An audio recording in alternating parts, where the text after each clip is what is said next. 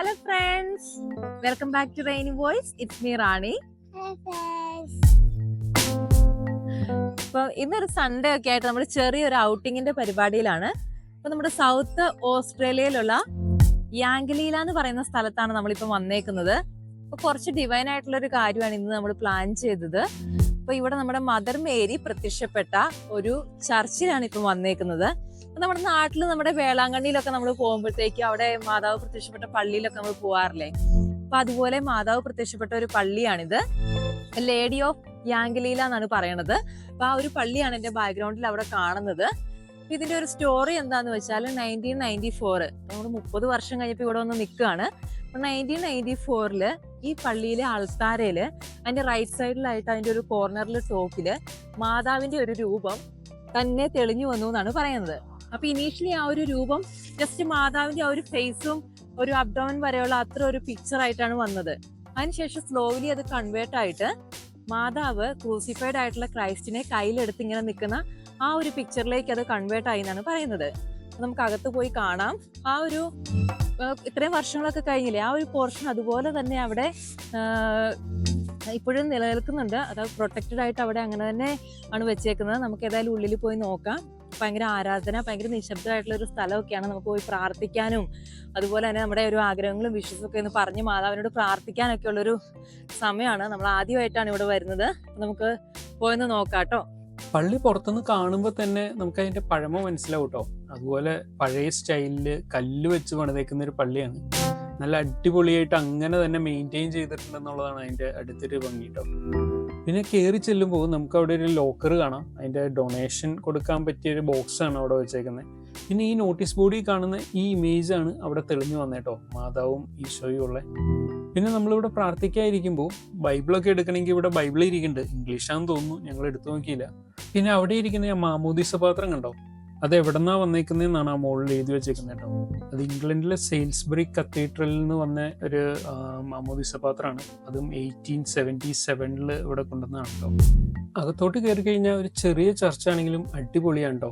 പുറകിലൊരു organ setup ഒക്കെ ഉണ്ട്. ചെറുതാണെങ്കിലും നല്ല അടിപൊളിയായിട്ട് ഇപ്പോഴും മെയിൻറ്റെയിൻ ചെയ്തിട്ടുണ്ട്.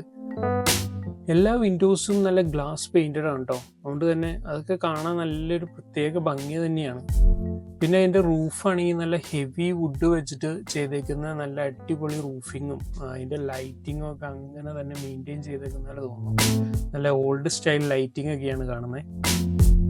മൊത്തത്തിൽ UK കാണുന്ന പോലത്തെ ഒരു ഓൾഡ് കാത്തലിക് ചർച്ചിൻ്റെ ഒരു ലുക്കാണ് കേട്ടോ നമുക്കിത് ഇവിടെ കയറിപ്പോൾ കിട്ടിയത്. ഞങ്ങളിവിടെ വന്ന സമയത്ത് ഇവിടെ പ്രത്യേകിച്ച് ആരും ഇല്ല കേട്ടോ. ഫുൾ കാം ആൻഡ് ക്വയറ്റ് ആയിട്ടുള്ളൊരു അന്തരീക്ഷം മാത്രമാണുള്ളത്. അപ്പം ഞങ്ങൾ പോയതൊരു ഫ്രണ്ടുമായിട്ടാണ്. അപ്പം ഞങ്ങളും ആ ഫ്രണ്ടും മാത്രമേ ഇവിടെ ഉള്ളൂ. പക്ഷെ ഇവിടെ ഇടയ്ക്കിടയ്ക്ക് ആൾക്കാർ വന്ന് പ്രാർത്ഥിച്ച് പോകുന്നുണ്ടെന്നുള്ളത് നമുക്ക് ഇവിടുത്തെ മെഴുകുതിരി കണ്ടറിയാം കേട്ടോ. ഫുൾ മെഴുകുതിരിയൊക്കെ കത്തിച്ച് വെച്ചിട്ടുണ്ട്. ഇവിടെ എല്ലാ വെള്ളിയാഴ്ചയും 9:15 to 10 ആണ് ഇവിടുത്തെ മെഡിറ്റേഷൻ ടൈം കേട്ടോ. പിന്നെ നമ്മുടെ മദ്ബയിൽ കോർണർ ടോപ്പിൽ ഈ ഫ്രെയിം ചെയ്ത് വെച്ചേക്കുന്ന ഈ ഏരിയയിലാണ് കേട്ടോ ആ രൂപം തെളിഞ്ഞു വന്നത്.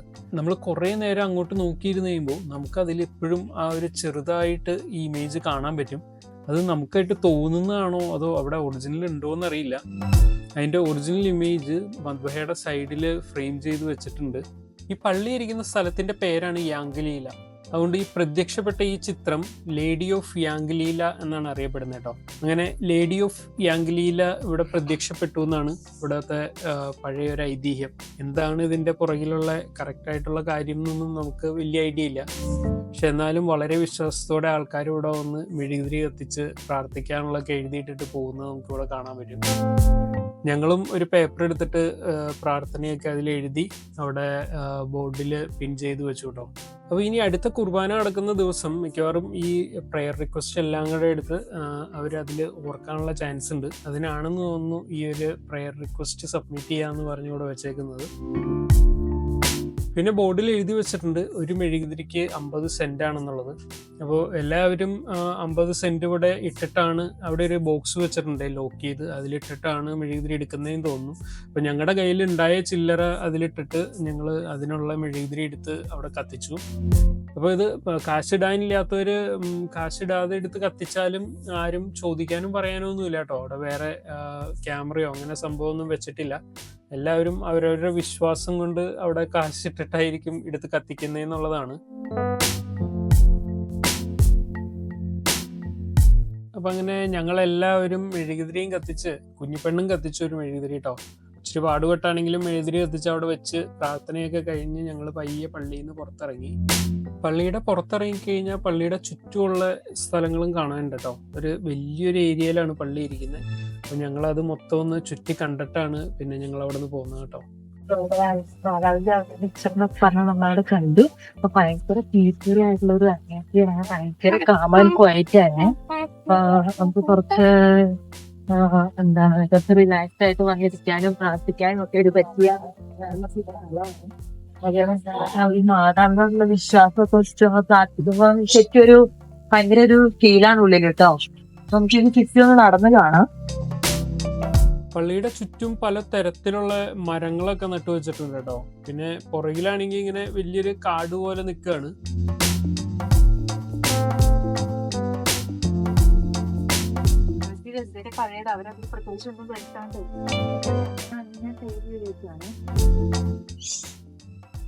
പള്ളിയുടെ പുറകില് പിന്നെ ഒരു ടോയ്ലറ്റ് ഒക്കെ ഉണ്ട് കേട്ടോ. ടോയ്ലറ്റ് ഫെസിലിറ്റി ഒക്കെ ഉണ്ട്. പിന്നെ നമുക്ക് നിന്ന് ഫോട്ടോ എടുക്കാൻ വേണ്ടി ഒരു വോള് സെറ്റ് ചെയ്തൊക്കെ വെച്ചിട്ടുണ്ട്. മാത്രമല്ല ഇവിടെ ഒരു മാതാവിൻ്റെ ഒരു ഇതും സെറ്റ് ചെയ്ത് വെച്ചിട്ടുണ്ട് കേട്ടോ. പള്ളിയിൽ വന്ന് കയറുന്നില്ലാത്തവർ പോലും ഇവിടെ മാതാവിൻ്റെ അടുത്ത് വന്ന് നിന്ന് പ്രാർത്ഥിച്ചിട്ട് പോകുന്നത് കാണാൻ പറ്റും. ഇടയ്ക്കിടയ്ക്ക് ഇവിടെ ആൾക്കാർ വരുന്നു പോകുന്നുണ്ട്. മാതാവിൻ്റെ ഇവിടെ വന്ന് എത്രയോ കൊന്തകൾ വന്ന് കെട്ടി തൂക്കിയിട്ടിട്ട് പോയേക്കുക. എന്തെങ്കിലുമൊക്കെ ആഗ്രഹങ്ങൾ പറഞ്ഞ് പ്രാർത്ഥിച്ചിട്ട് കെട്ടി തൂക്കി പോയേക്കുന്നതായിരിക്കും കേട്ടോ. അങ്ങനെ വളരെ അനുഗ്രഹീതമായിട്ടുള്ളൊരു പള്ളിയായിട്ടാണ് യാങ്ക്ലീല, ദ ലേഡി ഓഫ് യാങ്ക്ലീല അറിയപ്പെടുന്നത്. അപ്പം അതുകൊണ്ട് തന്നെയാണ് പലരും ഇവിടെ വന്ന് പ്രാർത്ഥിക്കാനൊക്കെ വന്നും ഇവിടെ വന്നിരുന്നൊക്കെ പോകുന്നത് കേട്ടോ. ചെറിയൊരു പള്ളിയാണ് കേട്ടോ. അപ്പം നമുക്ക് ഇങ്ങോട്ട് വന്നു കഴിയുമ്പോൾ പാർക്കിംഗ് ഒക്കെ എന്ന് വെച്ച് കഴിഞ്ഞാൽ നമുക്ക് വേണമെങ്കിൽ ഈ റോഡ് സൈഡിൽ തന്നെ പാർക്ക് ചെയ്യാം. അല്ലെങ്കിൽ ഇതിൻ്റെ തൊട്ട് സൈഡിൽ ഇത് കണ്ടോ, ഒരു പാരിഷ് ഹാളാണ് ഈ കാണുന്നത്. അതിൻ്റെ സൈഡിൽ കൂടെ ഒരു വഴിയുണ്ട് കേട്ടോ. നമ്മൾ പെട്ടെന്ന് ചർച്ചിൻ്റെ മുന്നിലോട്ട് വന്നു കഴിഞ്ഞാൽ പാർക്കിംഗ് ഇല്ലാത്തോളം തോന്നും. അല്ലെങ്കിൽ പിന്നെ ഇതിൻ്റെ ഓപ്പോസിറ്റ് നമുക്കൊരു കമ്മ്യൂണിറ്റി ചർച്ച് ഉണ്ട്. അതിൻ്റെ സൈഡിൽ കൂടെ പോയി അതിൻ്റെ പുറകിലും നമുക്ക് പാർക്കിംഗ് ഉണ്ട് കേട്ടോ. എന്തായാലും വന്ന് കുറച്ച് നേരം ഇരുന്ന് ഒന്ന് റിലാക്സ് ചെയ്യാൻ പറ്റിയൊരു സ്ഥലമാണ്. അപ്പോൾ നമുക്ക് പ്രാർത്ഥിക്കാനോ റിലാക്സ് ചെയ്യാനോ ഒക്കെ ആണെങ്കിൽ നേരെ ഇങ്ങോട്ട് പോരുക. ഒരു ഡ്രൈവും ആവും, ചെറിയൊരു റിലാക്സേഷനും ഒക്കെ ആയിട്ട് നമുക്ക് ഇവിടെ ഇരുന്ന് പ്രാർത്ഥിച്ച് റിലാക്സ് ചെയ്ത് പോകാൻ പറ്റും. അങ്ങനത്തെ ഒരു സ്ഥലമാണ് കേട്ടോ. എല്ലാവർക്കും ഈ പള്ളിയും വീഡിയോയും ഒക്കെ ഇഷ്ടപ്പെട്ട് കാണുമെന്ന് വിചാരിക്കുന്നു. അപ്പോൾ എല്ലാവരും തീർച്ചയായിട്ടും സബ്സ്ക്രൈബ് ചെയ്യുക, നിങ്ങളുടെ കമൻസ് താഴെ രേഖപ്പെടുത്തുക, ലൈക്ക് ചെയ്യാനും മറക്കരുത് കേട്ടോ. അപ്പോൾ ഇനി അടുത്തൊരു വീഡിയോയിൽ കാണുന്നവരെ ബൈ ബൈ.